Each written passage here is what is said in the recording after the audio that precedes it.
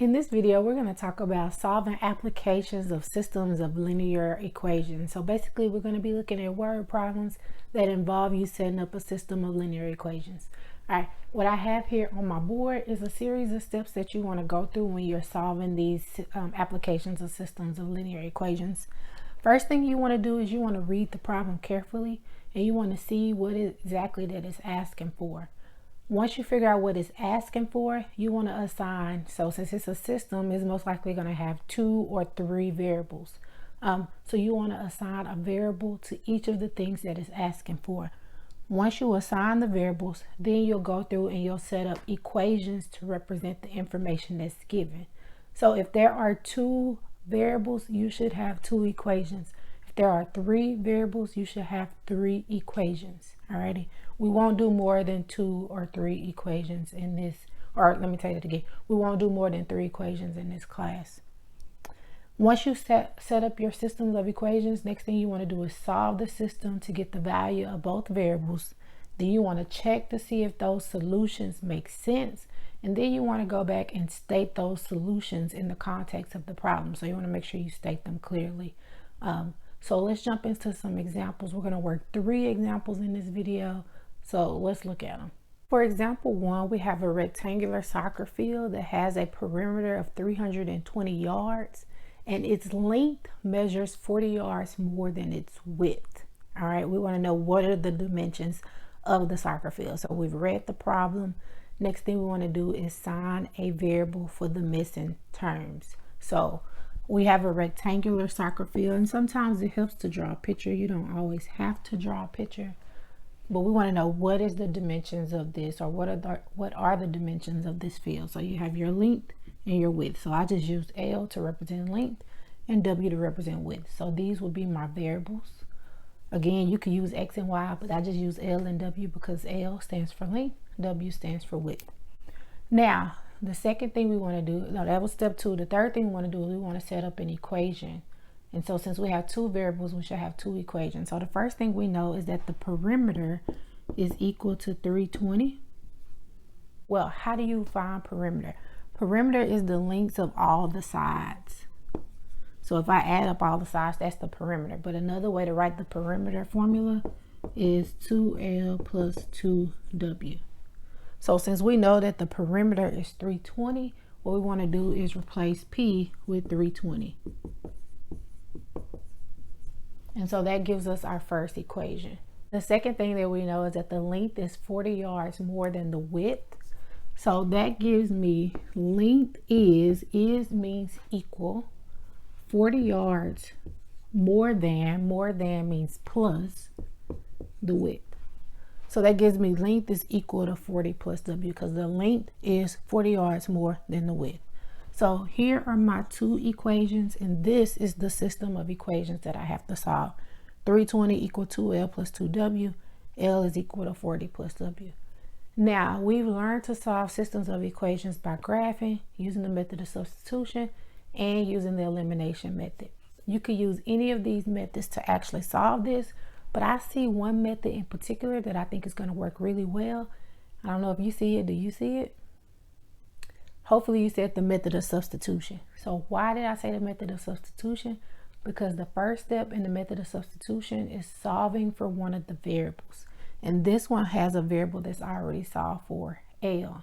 So in this case, all I would have to do is take what we have for L and plug it in here for L. So I'm going to be using the method of substitution. So I've already solved for L, or in this case, L was already solved for. We know that L is equal to 40 plus W. So I'm going to take this equation that L is not solved for, and I'm going to replace L with 40 plus W.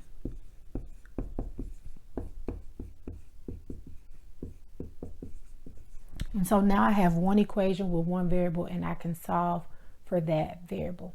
So in order to solve for W, I'm going to distribute this 2 right here. And I get 320 is equal to 80 plus 2W plus another 2W. Combine your like terms, combine the 2 W's. You get 320 is equal to 80 plus 4W. And I need to solve for W, so I'm going to subtract 80 from both sides. and you get 240 is equal to 4W, and then divide both sides by 4, and you get W is equal to 60. So we've solved for W, but we're not done. That's just one of the dimensions. So now we need to go back and solve for the other variable, which is L. So we've solved for W. And so what you do is you take the result that you got for W and you plug it back into the equation where you had already solved for L. So we said that L was equal to 40 plus W. Now we know that W is 60. So L is equal to 40 plus 60, which is 100. So I get the width is 60 and the length is 100. So the next thing we want to do is we want to check our solution to see if it makes sense. So if L is 100 and W is 60, when I find the perimeter, will I get 320? That's the question. So 100 and 100 is 200. 60 and 60 is 120. So 120 plus 200 is 320. So the perimeter works out. The other thing the problem told us is that the width was 40 feet more than the length. So is that's backwards. The length is 40 feet more than the width. So is your length 40 feet more than the width? Yes. The length is 100, which is 40 feet more than 60. So it makes sense when we plug those numbers back in. And so the last thing we would do is state the solution clearly. So we would say the dimensions are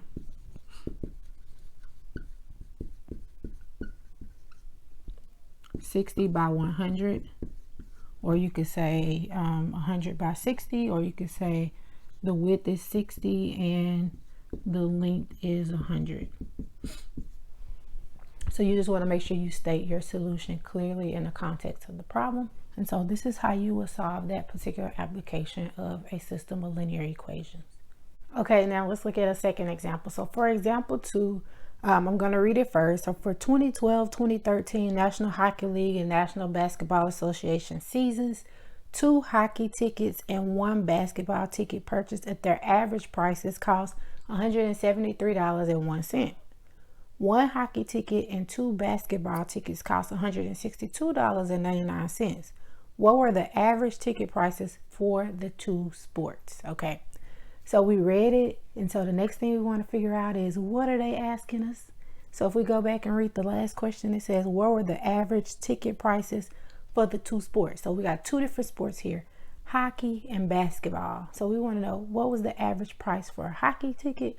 What was the average price for a basketball ticket? So the next thing I'm going to do is assign a variable for each of those. So I'm just going to say H is the cost of hockey tickets. And I'm going to use B to represent the cost of basketball tickets. And that's the average cost. All right, so that's step 2. Step 1 was we read it. Step 2 was assign variables. Step 3 is now we need to write the system of equations. So now in order to set up the systems of equations, we have to go back and look at the information that the problem is giving us.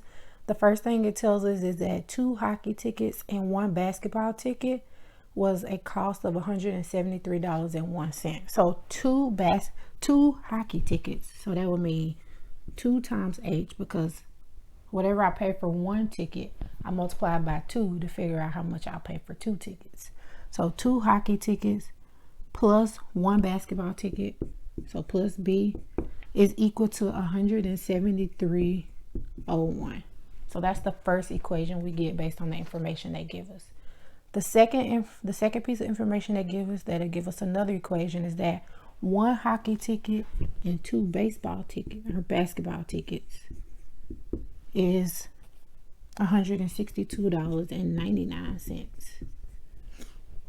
And so here's our system of equations, and this is what we want to solve. So we got 2H plus B equal 173.01 and H plus 2B equal 162.89, and we got those equations from the information that was given. In order to solve the system of equations, we can use any of the methods that we learned how to solve.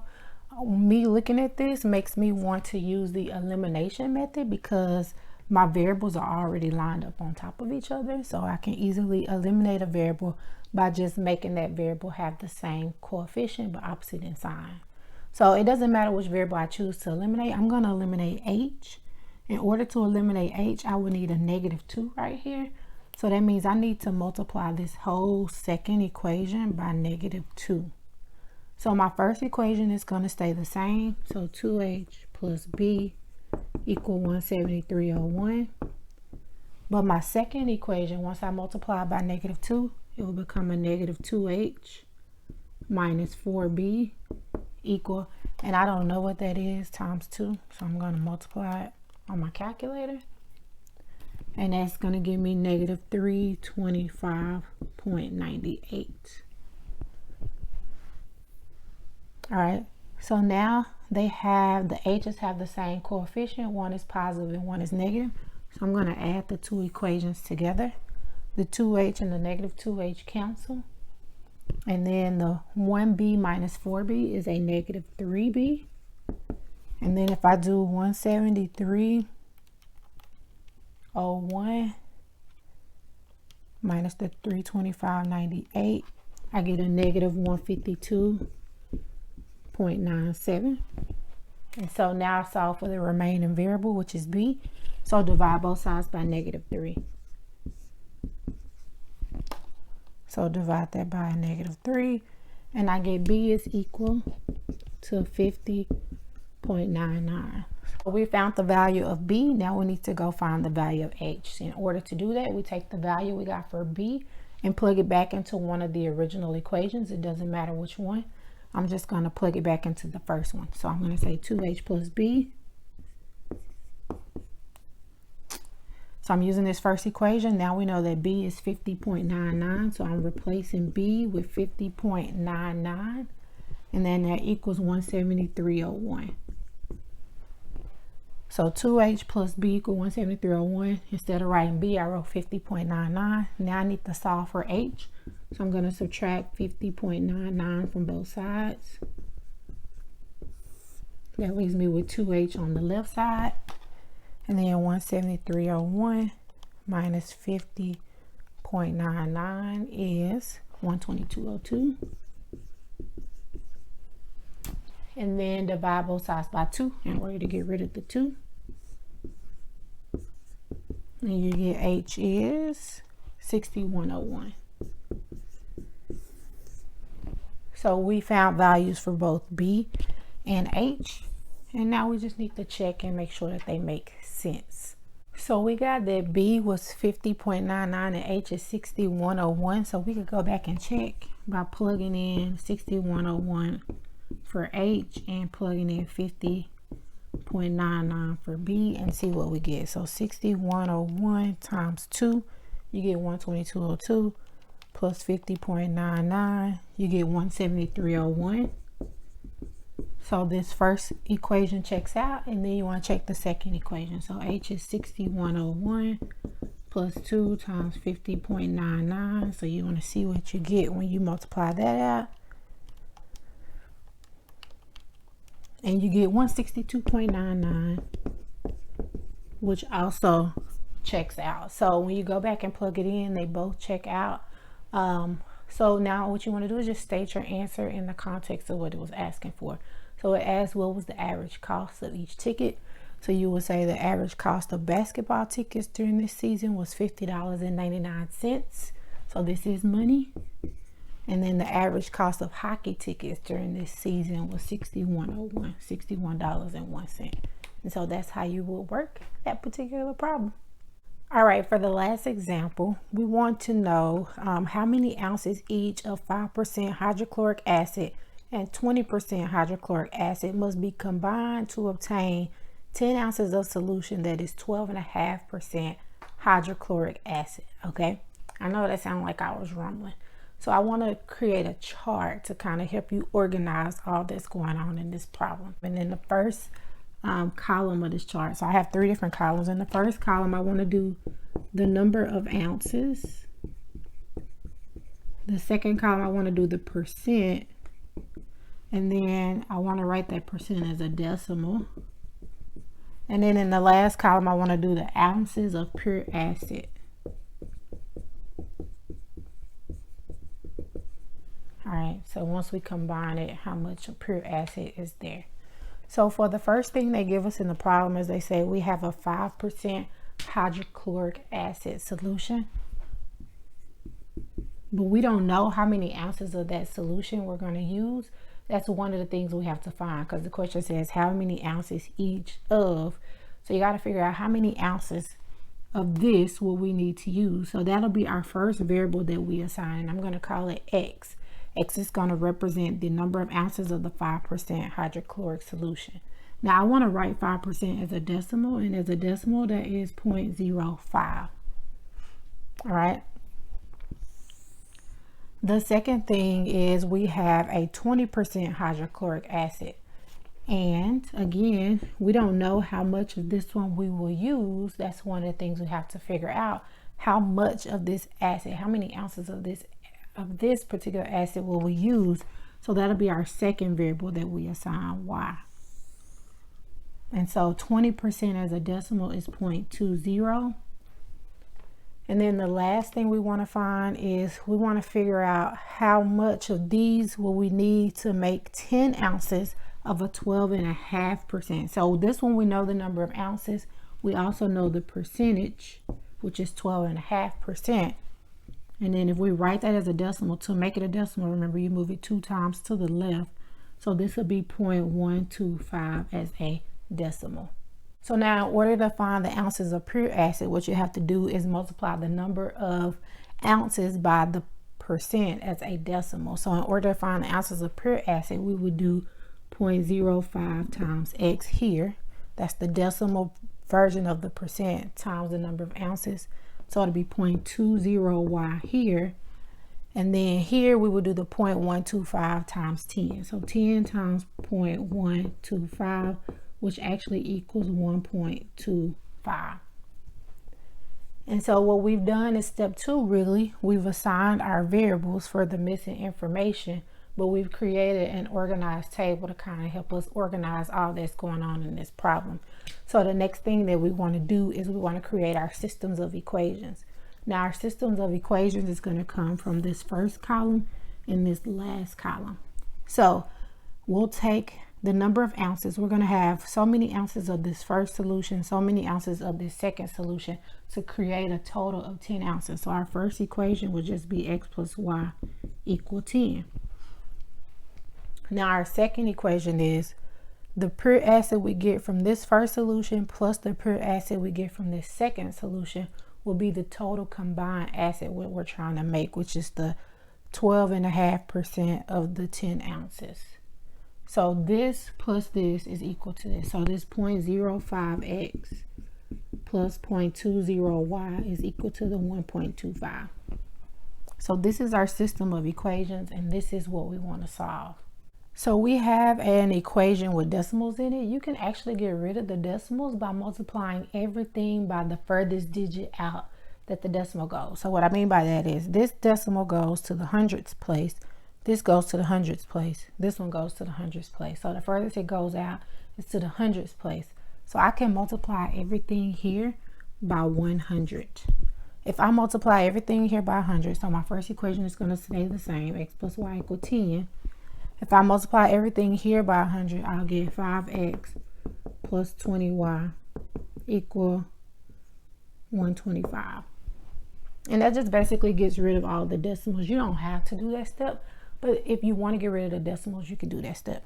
So then I end up with having to solve this equation. So now what we want to do is we want to go and solve this equation. Hopefully you wrote that chart down, because I had to erase it to make more space to be able to solve my system. But here's my system I want to solve. I'm going to use elimination. You could also use substitution here. That one will work just fine. But I'm going to eliminate x. So I'm going to multiply this whole first equation by a -5 so that I can eliminate my x's. When I multiply this first equation by -5, I get -5x minus 5y equal -50. My second equation will stay the same. And so now I can add those two equations together. the 5x's will cancel. This will give me 15y equal to 75. And so in order to solve for y, I would divide both sides by 15, and I would get y is equal to 5. So I found the value of the first variable y. Now I'm going to use this to find the value of the second variable x. So I want to take this solution and plug it back into one of the original equations. I'm just going to use the first one. It doesn't matter which one. X plus y equal 10, and now we know that y is 5. So I'll replace y with 5, and now to solve for x, I will subtract 5 from both sides. So x is equal to 5. So I get x and y is equal to 5. So now I need to go back and I need to check that these answers make sense. So now we have to check it. We got the x is 5 and y is 5. And so I want to go back and check it in the context of the original problem. So the first thing was that when we combine both of those solutions, we'll get a total of 10 ounces. And when we combine them, we do get 10 ounces. So that works out. The second thing was the x represented the 5% solution. So if I take 5% of 5, I get a total of 0.05 times 5, 0.25. And the second one was the 20 ounce solution. So if I take 20% of 5, I get a total of 1. And if I add those together, I get 1.25. So that actually checks out, because remember, we wanted to combine these two to get 10 ounces of a 12.5% solution. And 10 times the 12.5%, the 0.125 actually equaled 1.25. So it checks out. So how would you state your answer? You would say that you would use 5 ounces of the 5% solution and 5 ounces of the 20% solution in order to obtain the 10 ounces of the 12.5% solution. So if you have any questions whatsoever about this problem or any of the other problems I worked in this video, please put them in the comments below. I will respond. If you haven't already, make sure you subscribe to the channel. And if this video helped you, hit the like button. And if you want to, feel free to share this with someone else you know that's taking the same course. So thanks again for tuning in, and I'll see you in the next video.